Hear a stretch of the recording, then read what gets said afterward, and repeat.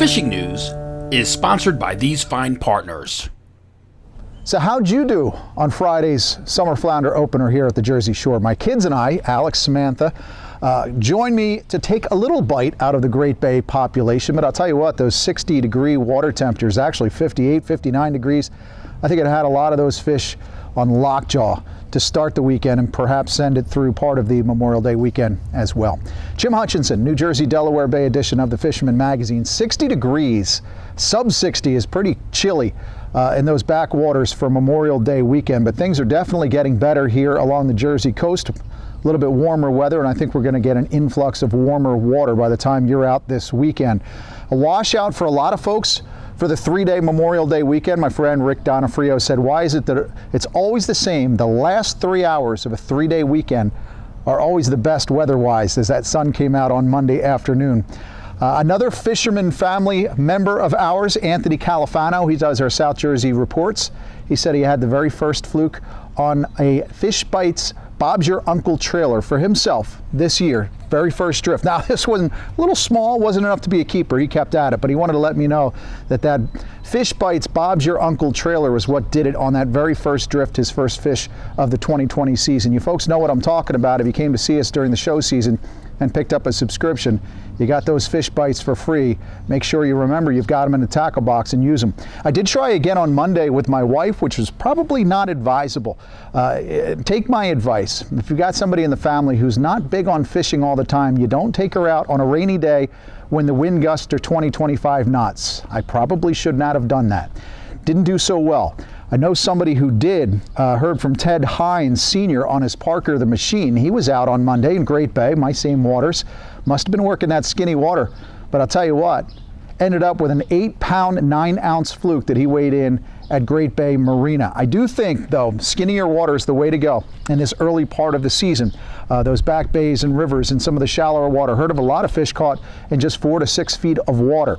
And again, maybe that's indicative of that the colder water we have back there, but I know a lot of times this early season bite with the fluke, it's definitely in the shallow water. And I'll tell you, some of the guys who got out on Monday, the striper sharpies along the sod banks, my friend Chris Madison, he was out and ended up with a trophy fluke just working the sod banks for stripers, getting that jig just a little slower and falling a little lower in the water column. If any time that you get weathered out, you're in South Jersey or someplace, maybe in North Jersey along the Navasink, for example, where you have access to the sod, if you're just dying to get out and the weather keeps you in, a lot of times those fluke, especially this time of year, are going to be right along those sod banks. So maybe try the jig and gulp combo, just casting out and jigging along those sod banks. Of course, as this week has progressed, we're getting some better reports from folks working those drifts. Ryan Moffat and his 7-year-old daughter Simone, they were out behind Sea Isle this week. Again, first drift, daughter Simone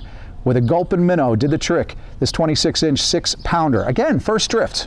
Takes me 20, 30 drifts just to get a keeper. Simone, nice job, great fish. Another lady angler I know who is back at the fluke grounds along the Navasink in Shrewsbury is Kat Korth. And she always has talked about that. In fact, she's going to share some of those tips and tactics in our June edition about the early season. I know folks up in North Jersey love to get out to the deep water on the Raritan Bay, but Kat likes to get out in the skinny water, in the Navasink, in the Shrewsbury. That's where she had these fluke. Make sure you look for our June edition. It goes to print on Sunday. I'll talk about it a little bit next week as well. While trophy fluke are definitely on the minds of so many New Jersey anglers now that the fluke season is opened as of last Friday, you can't forget about the trophy striper action right now. It's out front inside 3 miles, Central and North Jersey coast especially. Guys are hitting them on the live line, they're trolling, but also that stretch up along the Raritan, those fish on the Raritan, still going strong as well. Top fish of the past week that I know of was a 54-pounder for Gerard Hu. He caught that aboard Vitamin C last week. Anthony Maja let me know that was the first 50 that was caught on one of those brand new Tony Maja casting mojos. They're a little bit smaller, and I'm looking forward to trying them myself as far as the jig bite. Looks like we're kind of having a mix of fish. I'm talking to some folks, Chuck Manny, for example, who says some of those big fish, they're getting out front now. Looks like the Chesapeake stock, but I know From talking to folks, there's still those fish up the Hudson that are spawning and going to drop out. So as soon as those Chesapeake stock and Hudson stock come together, I think we should still have another good month or more of some good striper action along the coast. And of course, while it's those big 38-inch and over fish that are being set free in New Jersey this season, the under 38s can go home. And that's still a good size fish, the likes of which you can find along some of the central Jersey beaches, especially along the beaches of South Jersey and North Jersey too. As we're getting more of these beaches opened up, folks are finally getting back at it and giving it a shot. But it was interesting to see that Ziggy, he had a 37 7/8 inch striped bass on bunker. It's good to see what a fish like that weighed. That is just about at the ridge, right there on the line where you got to let it go at 38. But Ziggy weighed that in 20.8 pounds back at Surf City Bait and Tackle. Stripers in the wash in Island Beach, some drum too, I hear, and on down the line, bunker around as well. I saw some whales feeding in close to shore on Memorial Day Monday. The family and I went up to Bay Head and Point and watched the whales frolicking and jumping and swimming on bait, and the spouts going up. It's just so funny. We were going crazy watching these whales in close, and I'm thinking about the bunker that are there, maybe the stripers, but you look down at the beach and these tourists, the beachgoers just sitting there, have no idea that these whales are feeding in close.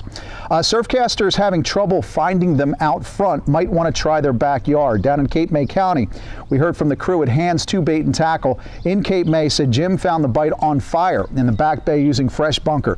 Too big to keep. Again, another over 38 incher, but a heck of a lot of fun to catch as well.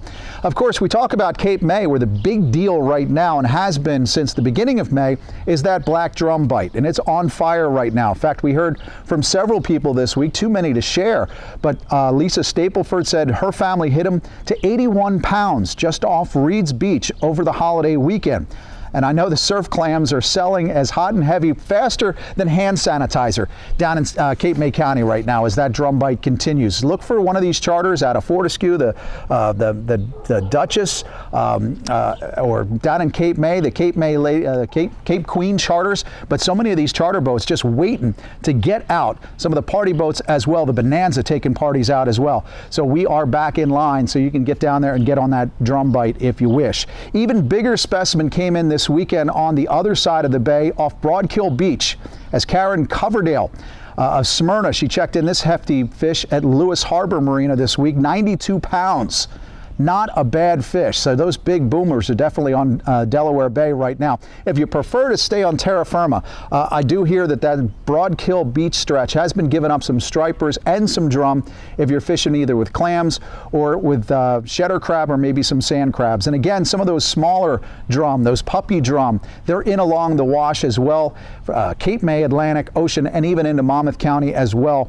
We heard of a flurry of drum from Island Beach over the weekend, that according to the folks at Grumpy's in Seaside.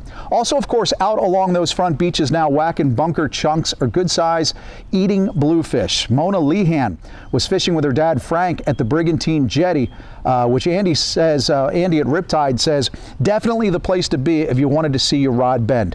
If you're out there looking for bluefish and anything else, don't be surprised that you might find a sheep's head along those inlet rocks as well. Any of those jetty rocks seem to be producing. Maybe time to drop a tog jig.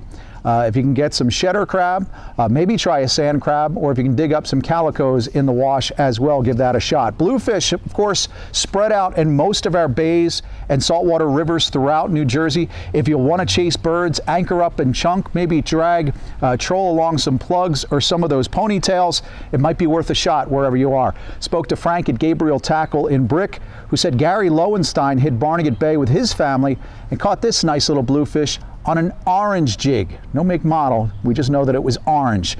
I know my friends in the Poconos are dancing a jig now that the weather has turned around in our favor.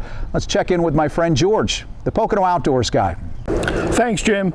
You know, look at the weather here. It's beautiful. Only 2 weeks ago we had snow here in the Poconos, and look, Mother Nature hit the switch and bam, it's summertime. How does it get any better than this? Temperatures in the 80s, the winds are calming down, the water's warming up, and the fishing is picking up too. There's been lots of great fishing around, but I'll tell you what, even those creeks, cold mountain streams are still paying off. We had Eric Goodstall out getting some of these trout in these Pocono streams where the water's still cool, and he's been out throwing a fly still getting some of these great brown trout. So there's a great fishery there. Don't give that up just because it's getting warmer. The creeks are still paying off. Also, the rivers are doing well. They're still producing some great smallmouth. The Susquehanna. Here's Matt Cavallari got some chunky smallmouth out on the Susquehanna. That is always producing all summer long. I think that's going to be a great fishery this year. Get out and get on some of that. Now the Delaware bite is still going strong. Even our good friend John Augustine was out giving those stripers a break out in the rare, and he spent some time back on the Delaware throwing those hardcore shad spoons and getting himself some nice shad on the Delaware. Now, we don't know how much longer this shad run's going to go, but I think we may get into June with the cooler temperatures we had, so that bite is still going strong as well. Now, the lakes are also doing really good, getting a lot of reports of some big bass up on those beds. So just be careful if you're getting into some of those fish and you hook one of those big spawners. Let that thing go, let it spawn out. We can hit them again in the post-spawn season. But also up in the lakes like Lake Wallenpaupack, good friend Patrick Carey was out getting us some really nice pike. There's something we can fish right now and not to worry about. They spawn much earlier. And he even caught some pike pickerel hybrids. That's something I haven't seen, but I'm going to see if I can get you guys some pics. That's kind of rare. Something, I don't know, maybe it happens naturally, but I don't think it was stocked. But some great fish up on Wallenpaupack. So I think you guys can get on some of these. Some great fishing going on. All you got to do is get out and get on them. From Pennsylvania, I'm George, your Pocono Outdoors guy. Steigercraft boats, built by people who fish our waters. Serious anglers choose Steigercraft for their 40 years of boat building experience right here in the Northeast and Mid-Atlantic. Visit steigercraft.com for a dealer near you. While I, like you, have not seen a barber in more than a month, I did get a little shave. Got the rest of that scruff taken out as promised as soon as we found out on Friday. This past Friday, the opener of Fluke, I rushed in ashore, got to the dock at 11 o'clock just in time to see the governor give his press conference. It said, yes, we'll allow up to 25 passengers on those charter boats. And it's not just the charter boats. They were allowed up to 10. Charter boats, those 6-packs, they can carry up to 6. It's the head boats. Couldn't operate really. You can't even break even with less than 15 on those larger inspected vessels. So that is good news. Excuse me. Finding out that we're up to 25 people is definitely good news. I got to thank the RFA, United Boatmen, and all those state and federal legislators who chimed in. Yes, I will thank Governor Murphy. Thank you very much. We have ourselves back up to 25. It has allowed boats to sail again. Those head boats are heading out like the big Mohawk out of Belmar, getting it done on the sea bass grounds. And I'll tell you, the sea bass fishing has been fantastic now that we're actually getting some boats out there. Don't forget, you've got that 10 fish bag limit on black sea bass in New Jersey all the way through June 22nd. In Delaware, where the for hire sector still is not allowed to run. I'm hoping that the governor down there will open his eyes up. But you do have that bag limit up to 15 on sea bass. So just real quick, New Jersey's operating with up to 25. Other boats, like down in Connecticut, or up in Connecticut, they're allowed to run, but they're up to 5 passengers. Only 5 people on those boats. Massachusetts, they're back to running, but only up to 10. And only this week, the New York for hire sector is back and running again. So we're in better shape than most, but hopefully we'll continue on this positive trend, get on the other side of this darn virus, and be back to normal at some point very soon. Of course, our 2020 tournament season has been thrown completely into disarray. Haven't been able to put the calendar of events in the Fisherman magazine because we've lost so many tournaments. It is good to see, however, that we've got a tournament next Friday, June 5th, for you folks down in Delaware, the Joe Louis Memorial Tournament out of Lewis Harbor. It's a terrific one-day flounder tournament. I know it's Fluke north of the border, but for the folks down there at the Joe Morris fishing in that canal, it's a flounder tournament. It's going to benefit the pancreatic cancer research and in the name of the late Joe Morris. So that's coming our way down in Lewis on Friday, June 5th. The long-range forecast for that tournament, looking at it, looks like temperatures are going to be up into the 70s, finally. In fact, we're looking at 70s for Friday and Saturday, at least, of this weekend coming up. According to the NOAA forecast, all things look like they are starting to shape up. We do have a batch of southerlies hitting us for the next couple of days, and then it's supposed to turn a little bit west, northwest, even out of the north by the weekend. Just keep your eye on the weather forecast, but things are definitely shaping up. And again, you have those for hire opportunities if you're looking to get out for ling, for cod, for some of those black sea bass. access, and of course, get on your favorite head boat for doing some fluke fishing. Again, our weekly editions for you subscribers, they're not coming out in printed copy, it's online only. So if you're a subscriber, you want to get that weekly edition, you got to log in and make sure you have your username and password. If you have any difficulties, our customer service folks are there to take care of you. Remember to subscribe, to become a member, and get that digital access and get all those benefits. It's $29.95 per year, and you can sign up there at thefisherman.com. Like I said, our June edition goes to print Sunday night. Be back at my desk on Sunday with all of our field editors putting together the reports. I will remind you too that Tom P. returns with his offshore forecast and reports in the June edition, because we do have some offshore forecasts to talk about.